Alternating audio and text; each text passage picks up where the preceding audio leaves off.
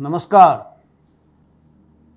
In today's edition of Right Angle, it is obvious what I am going to share my thoughts on, and that is obviously the results that just have come from one of the most important states of India, which has in it the commercial capital of the country, that is Maharashtra, and another is equally important state there in East India, in our hinterland, that is Jharkhand. And as you know, by now the results are obvious.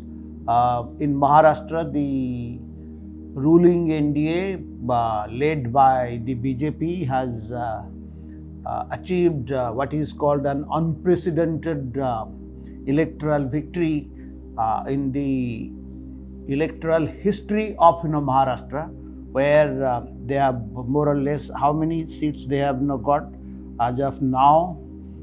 They have got more than 125, 225 seats out of 288, nearly 3/4 in the majority. And in Jharkhand, on the other hand, the Indie Alliance, but there it is led by Jharkhand Mukti Morcha, the incumbent government.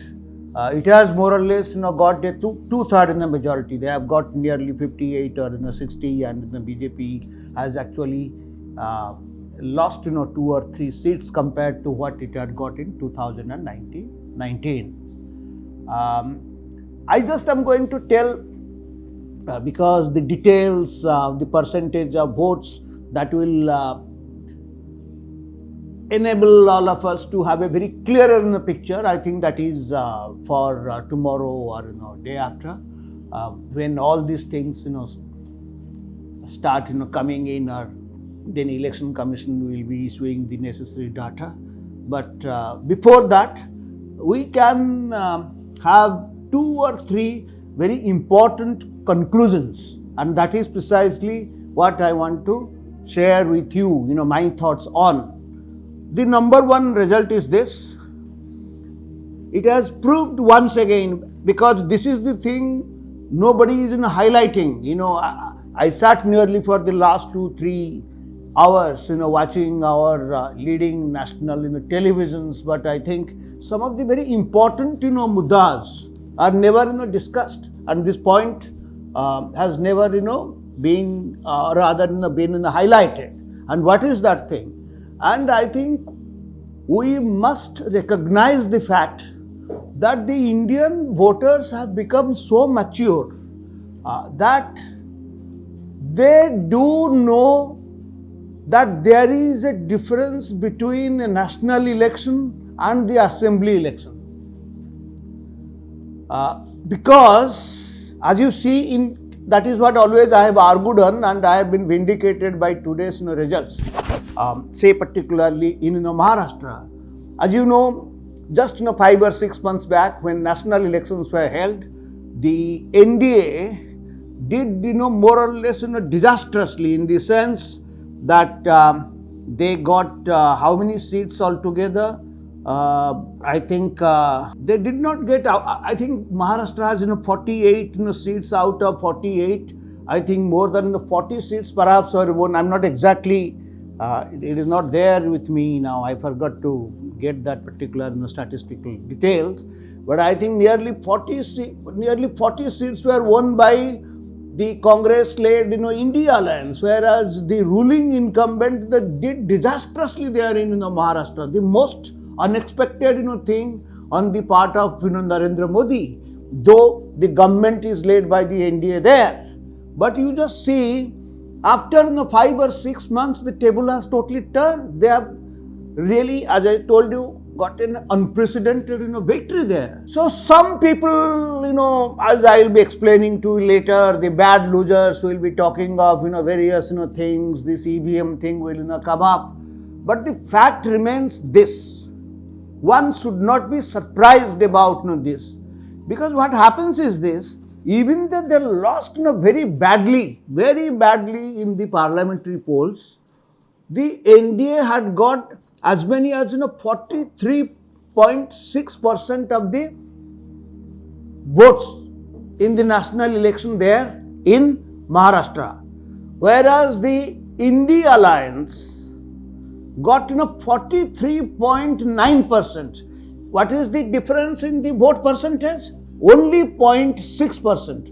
But 0.6% resulted in such huge disparity in the number of MPs they got elected and the number of MPs BJP managed to send to the Lok Sabha.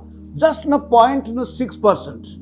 But as I said, there is always a difference between a national election and assembly elections, because national elections more or less are fought broadly on the national issues. I'm not saying that these national issues do not work even in the assembly elections, they do.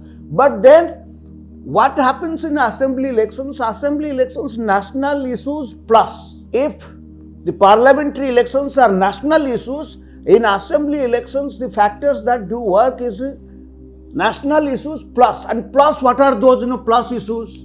Obviously, they must be something relating to that particular state, the local issues.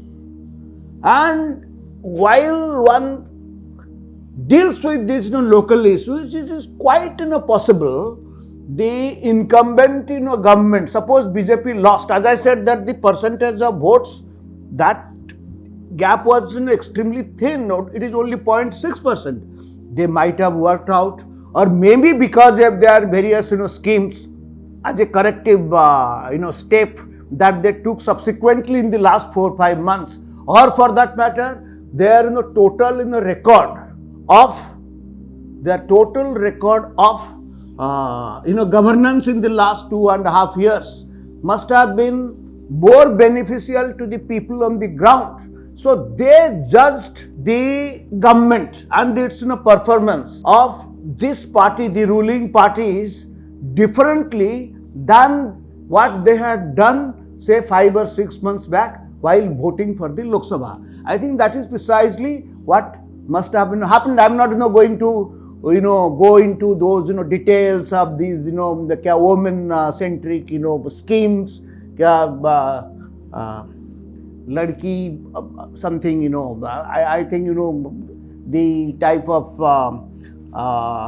help and assistance that the government is going to provide to the women, and nearly and that has, they say, that resulted in the bigger turnout of the voters in this election. That also may be one of the reasons. Some channels say that it's so much so that BJP got 6% more votes than the India Alliance, and that has been reflected in this election.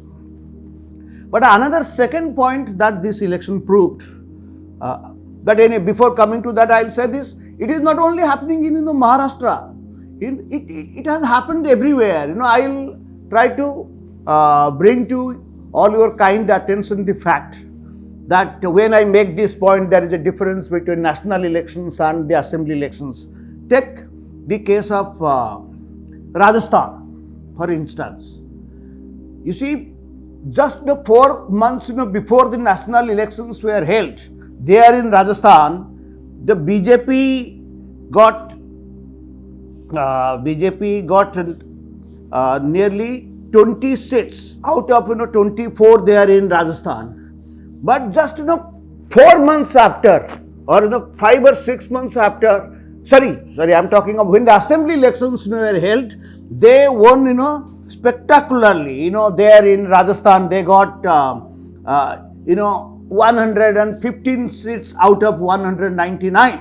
But it so happened after 2-3 months, because that they got on the basis of the local politics or the state centered politics. It was a Congress government and BJP. As I said, that the local factors really must have prevailed.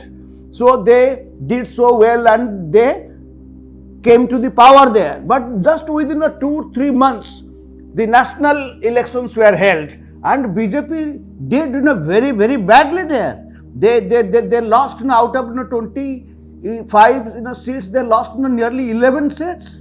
Nobody had ever expected. I think, why when one talks of this 240 that the BJP got, there are some these local factors that influence so much that I think these are the 3 states which are responsible. One was Maharashtra, another was Rajasthan, and another was UP. UP, they did so badly. That's why this tally came to 240. The point that also vindicates the fact that there is a difference between these assembly elections and national elections. The same thing happened in Haryana, for instance. Haryana has got 10 Lok Sabha seats. BJP got only 5 and Congress got the rest 5. But as you know, last month when Haryana elections were held, BJP got nearly 50 seats out of say again 100 or 95, and that also was a remarkable performance because BJP never had done so well in assembly elections in Haryana, something that it did last month or 2 months ago in Haryana assembly elections. So this even today's bipolar result, you see UP, the Yogi Adityanath government, despite being there, BJP did disastrously in UP. Whereas today's bipolar, out of 9 they have won 7, or they are going to win 7, and those 7 include some seats from where Samajwadi Party had never lost elections before in the last 20-25 years. So what does this indicate? This only indicates the fact that people or the voters of India have become mature enough. They make a distinction between national elections and local elections or the assembly elections. And secondly, they also know the slogans or the narratives that the political parties give to get votes. They may attract very important national headlines, and you will see that the pollsters and our media, the mainstream media people and your so-called intelligentsia will go up, and they also build their theories on the basis of narrative. It depends which political party has got better capacity or more influence among the intelligentsia, including the media, to highlight their narrative, and it gives an impression, definitely on the basis of narrative, this party is going to win, that party is going to lose. But you see, whether it was the national elections in June or last time it is in Haryana, and this time today here in Maharashtra and Jharkhand, more or less one can say that these so-called pollsters and media reports and the intelligentsia, and including the most stupid role that the so-called astrologers also play. They say, this is ग्रह नक्षत्र इतना है, ये जीतेगा, वो हारेगा, उसका राजयोग है. All these things have been demolished, and they are being demolished from time to time. From each successive elections over the last 4 or 5 years that I have witnessed. But still, you see, is the grip of these so-called intelligentsia and national media on our polity, and in making the public opinion on the basis of that, gives an impression, the Indian people have already made up their mind, who they are going to vote for and who they are going to vote out. And I think on the basis of the so-called opinion polls, exit polls, astrological calculations, they all do get nullified in 95% of the cases, one which again has been proved today. So when I am talking of narrative in the case of Maharashtra, I just will mention one particular narrative. जो entire India alliance led by Shiv Sena party, Uddhav Thackeray was talking about the betrayer. Shinde is a betrayal. The people are going to sympathize with him. They will be vindicating that how Uddhav Thackeray has been betrayed and ये गद्दार लोग को कैसे हटाया जाए. But I think Maharashtra elections has proved the number one gaddar, political gaddar of India today is none other than Uddhav Thackeray. Because that people don't realize that, they don't highlight that. Who is the number one betrayer? He is the one who betrayed. He was the part and parcel of NDA, and his father was perhaps the closest ally of BJP for years. In 2019, your alliance getting elected, and your Mahat Akanksha of becoming chief minister on some stupid basis, you say they are probably, and you betrayed the NDA. You betrayed the BJP. So, number one gaddar, if this election in Maharashtra has proved, then it is none other than Mr. Uddhav Thackeray. I am not in politics. You can't say somebody is out completely. You can never say. People in politics may be down, but you can never say that they are out. So I'm not saying that Uddhav Thackeray doesn't have any in the future, but as far as this particular election was concerned, the Maharashtrian people, they did not go by his narrative. On the other hand, that seems to have boomeranged on him, that he was the number one gaddar. The original gaddar, the original betrayer of Maharashtra politics was none other than Uddhav Thackeray. So that is my point number one. Point number two is this, and that is, in a democracy, a healthy democracy implies something. That implies, what happens is that every election is followed by, if the incumbent in a government loses in a democracy, if a ruling, particularly in a government, run by or led by one particular political party, loses in the election, its leaders peacefully transfer power to the opponents who win. Peaceful transfer of power is inherent in any stable and strong democracy.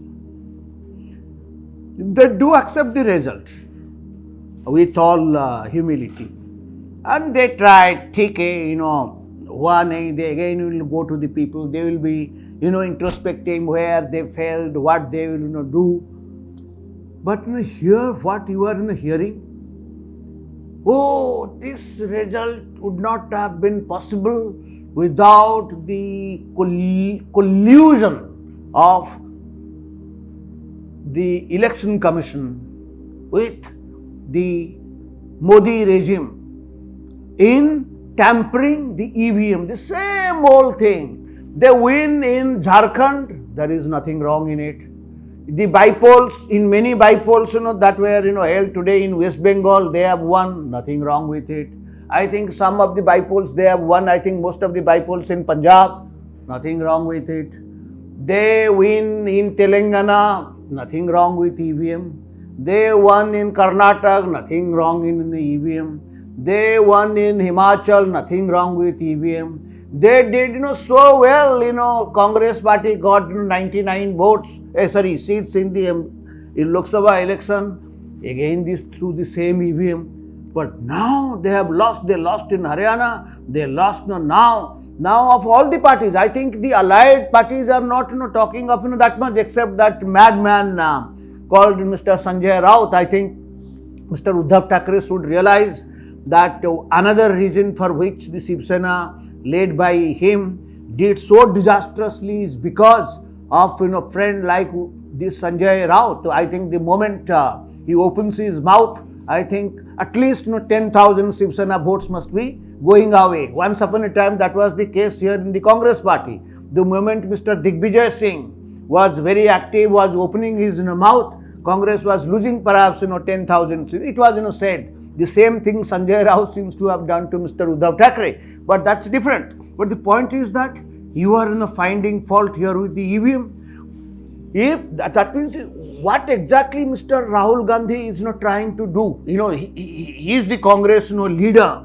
He talks of the importance of the strength of the institutions in India, which according to him are getting eroded, losing their autonomy, and the autocracy or the fascism led by or rather promoted by Modi, or the implemented by Modi, all fascist policies and things of that sort are responsible for the weakening of these vital democratic institutions. But in reality, what you have done? In reality, when you lose, EVMs are bad. So election commission, an independent entity, and its vitality is being weakened by charges like this. By whom? By you, right? Despite the fact that so many times, I think as the election commission said it last month, more than 15-20 times they have made these objections. Matter has gone to the court. Supreme Court has always cited by saying there are no such thing. They are tamper proof. But you go on and on and on. In your time, CBI, when UPA led by Rahul Gandhi's Congress was in power, the CBI was fine, though actually none other than the Supreme Court said that it was case parrot. But now CBI is wrong, the judiciary is wrong. I think our former Chief Justice who just stepped down, who retired just few days ago, I think after his retirement, the types of negative remarks that have been made by the Congress leaders is highly unbecoming of a party which says that it is greatly worried by the erosion of values and strength of the autonomous institutions, and in the process, the democracy has been weakened. I think these are highly unbecoming of this party. You talk of preserving or promoting or protecting the constitution by carrying a red book, which you did. I think one of the reasons why Modi did badly in that Modi could not really expose this false narrative or of Mr. Rahul Gandhi. The same thing he tried to do this time in Maharashtra. But I think Maharashtrian people now realized that these are all false narrative, because you are doing something, and in the process actually you are weakening the constitution. Which constitution? Indian constitution, and our say the chairman of that drafting committee, Mr. B.R. Ambedkar, and all his wise colleagues in that committee who made our constitution, did they ever say that his countrymen, the talents will have no value? Everything will be decided on the basis of the number of population, whether you work or not, whether you are a parasite or you work for the country. Did it ever say this thing? And do you ever threaten the judiciary that come, if I come tomorrow, I will say that all these things are wrong. I will bring out 80 to 90% reservation in this country on the basis of population, whether people are worth it or not, where they are in constitution, where are these features in the that is what you want to protect. In fact, you want to break it. For you, Supreme Court is wrong. For you, Election Commission is wrong. For you, the another thing, I haven't seen Rahul Gandhi so far coming out and giving his comment on today's electoral results. But you see the audacity with which 2 or 3 days back he came and addressed the nation through public press conferences, when one of the industrialists of India was being indicted, or rather some case was lodged against him in an American court. And according to that thing, the American agencies were investigating the corruption deals of this particular man here in India. Can you believe this? A sovereign country like India, in which Mr. Rahul Gandhi and Congress will go and say that, America, you are, great, you have conducted investigations against, this thing which Modi is not doing here in India. What that industrialist, did with what, chief minister, what, state government, that is something the Indian courts will, take note of.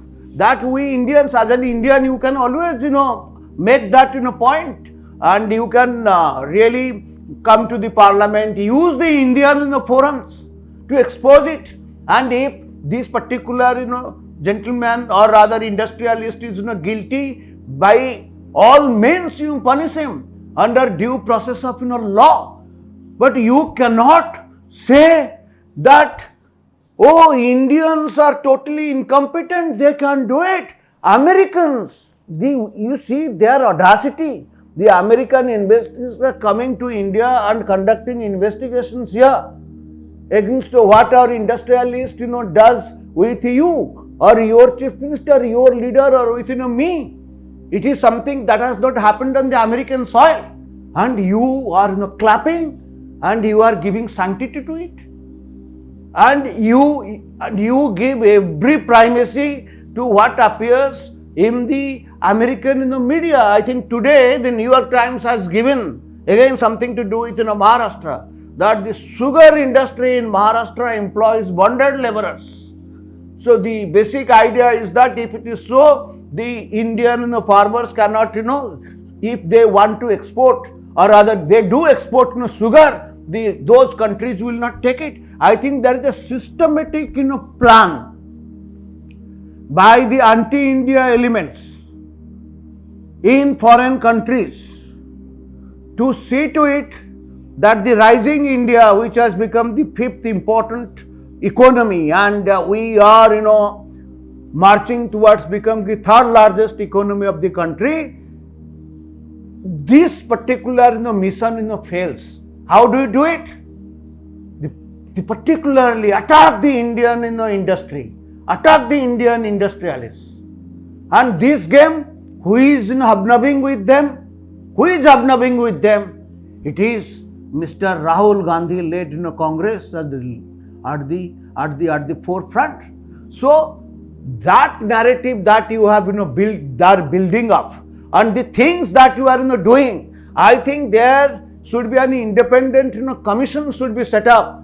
Who are these Indian politicians, Indian intellectuals who are hobnobbing with these anti-India forces abroad to damage India's reputation, to damage India's economy, and belittle the rising India.